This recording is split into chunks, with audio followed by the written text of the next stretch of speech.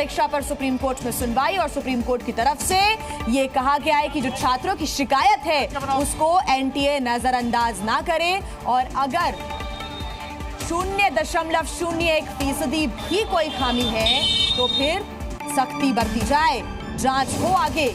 Supreme court की ये सख्त टिप्पणी, नीट पर सुनवाई में सुप्रीम कोर्ट की ये सख्त टिप्पणी, अगर 0.01% भी खामी है तो सख्ती बरती जाए और छात्रों की जो शिकायत है उसको एनटीए नजरअंदाज ना करे। और साथ ही साथ सुप्रीम कोर्ट ने एनटीए को नोटिस भी जारी कर दिया है और ये कहा गया है कि अगर जरा सी भी खामी है, 0.01% भी खामी है तो फिर सख्ती बरती जाए। आपको बता दें कि ईओयू की जो टीम है वो लगातार एक्शन मोड में है और कार्रवाई की जा रही है। अरविंद सिंह हमारे साथ जुड़े हुए हैं ज्यादा जानकारी के साथ।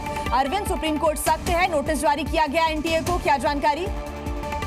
देखिए, सुप्रीम कोर्ट ने एनटीए को नोटिस जारी किया है इस मामले से जुड़ी दोनों याचिकाओं पर, और इसके अलावा एक याचिका में केंद्र सरकार को भी पक्षकार बनाया गया था, उसको भी नोटिस जारी किया है।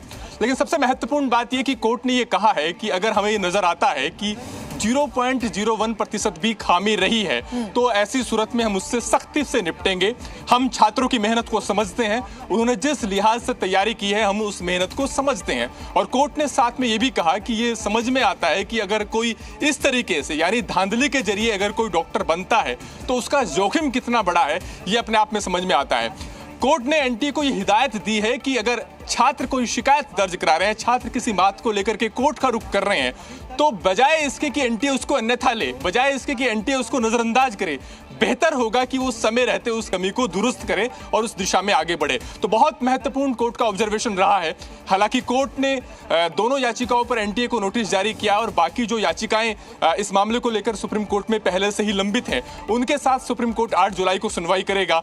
लेकिन कोर्ट की टिप्पणी अपने आप में बहुत महत्वपूर्ण है। और जब सुनवाई चल रही थी उस वक्त एनटीए की तरफ से जो वकील पेश हुए थे, उन्होंने इस बात के लिए कोर्ट को आश्वस्त करने की कोशिश की कि एनटीए अपनी तरफ से पूरी कोशिश कर रहा है, हमने ग्रेस मार्क को हटाया है ताकि छात्रों की शिकायत को दूर किया जा सके, और जब तक एनटीए की तरफ से रिस्पांस कोर्ट में नहीं आता है तब तक इस तरह की कोई प्रतिकूल टिप्पणी से बचा जाना चाहिए।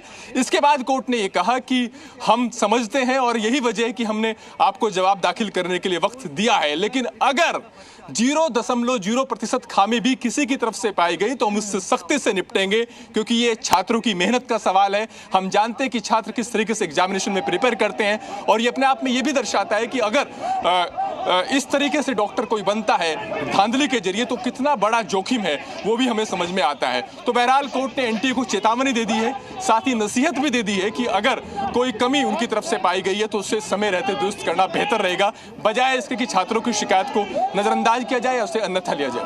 जो नोटिस जारी किया गया है उसको लेकर कब तक जवाब पेश किया जा सकता है? क्या कोई टाइमलाइन दी गई है? 8 जुलाई को अब जिन मामलों को लेकर आगे सुनवाई होगी, अरविंद, उनके बारे में भी बताइए।